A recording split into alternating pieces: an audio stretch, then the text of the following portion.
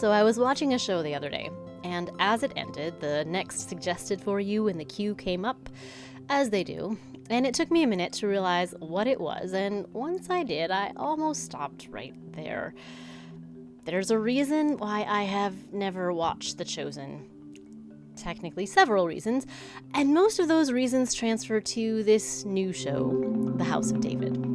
Part of it is that I value the stories of the Bible very highly, and so I never quite believe that movie makers will do them justice. To be fair, it's a really hard thing to do. The material in the Bible is full of plot holes and really lacking in dialogue, and that lack has to be supplemented from somewhere. And somewhere along the line, filmmakers are going to make decisions for the sake of story and drama rather than the sake of accuracy. So I don't watch because I know at some point those choices will drive me crazy. But this time, my curiosity got the better of me. How will they do this? I wondered. I'd also seen the title of this review and I was curious. So I watched the first 8 minutes of the episode.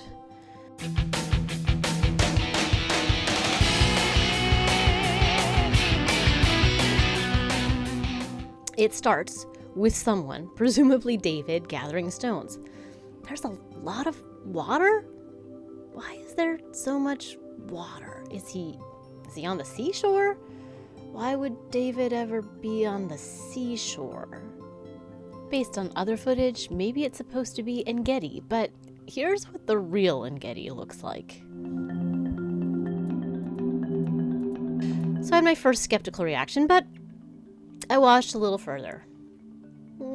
That armor seems questionable. I mean, we know it was the start of the Iron Age, so there's a lot more metal than I would expect, especially in the army of Israel, but I haven't done a ton of research on what would be appropriate 1000 BCE garb, so I'll go with it. At least the Philistines have the better armor. There's a horse. Only one. They could have had a horse, sure. That's fine.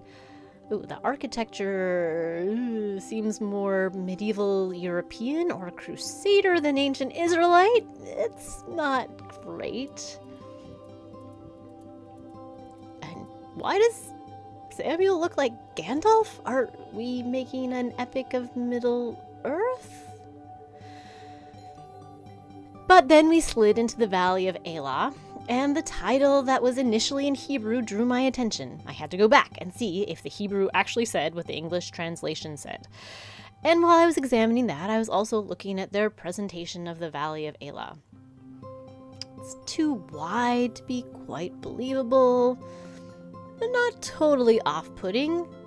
Goliath seems too big, but that's pretty much expected. And then we hear the first words spoken by David. They seem a little odd in the context, which, considering the broader context of our cultural moment, makes them sound a little like anti-Palestinian propaganda. I don't love that. Maybe it wasn't intended that way?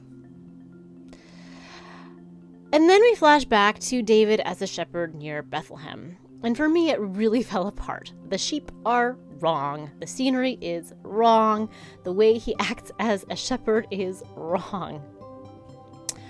I looked up where the series was filmed, and it seems like most of it was filmed in Greece, which accounts for some of my reaction. I felt rather like Arthur Dent in The Hitchhiker's Guide to the Galaxy when he's given a liquid that was almost, but not quite, entirely unlike tea.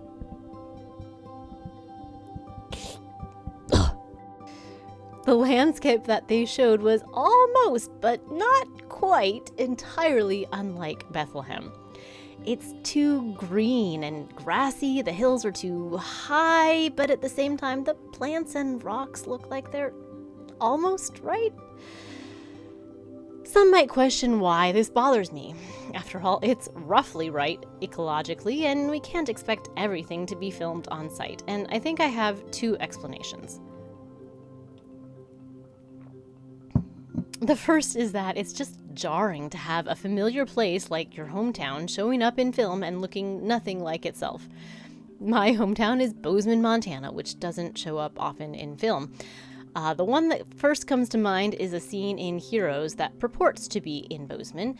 It was snowy, but anyone who had lived in Bozeman could have told you it wasn't filmed anywhere nearby. The mountains are wrong. It just doesn't feel right. It wasn't recognizable. Bethlehem isn't my hometown, but I've spent enough time in that area to recognize it, and the Bethlehem in this series is just not right. Also, why is it always so dusty? Second, and maybe more importantly, in the epic of the Bible, the land, or Haaretz in Hebrew, is essentially a main character along with God and the people of Israel. And that's part of what I want to emphasize on this channel. The land appears throughout the story and shapes the story in significant ways. Different human characters can take the lead for a short time, but the land remains constant. You can imagine that having a main character replaced by a bigger, older cousin is bound to be jarring and to change the story in significant ways. In addition, the specific areas of that land, in this case the Elah Valley and the area around Bethlehem, in some ways determine the story.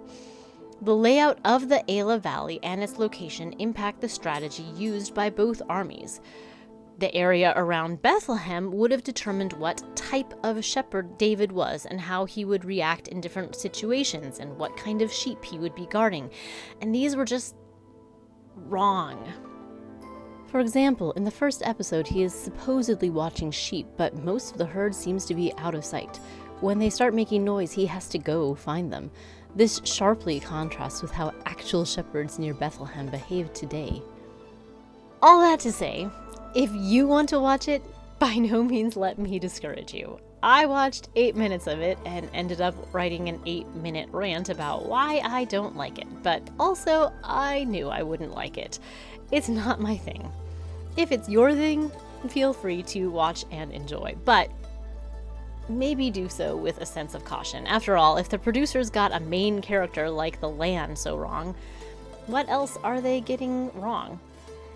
Based on summaries of further episodes, they've taken quite a few artistic liberties. So, if you watch, I would recommend that you treat it as a mainly fictitious account of David, as if it were set in medieval Greece and filmed like a Tolkien epic.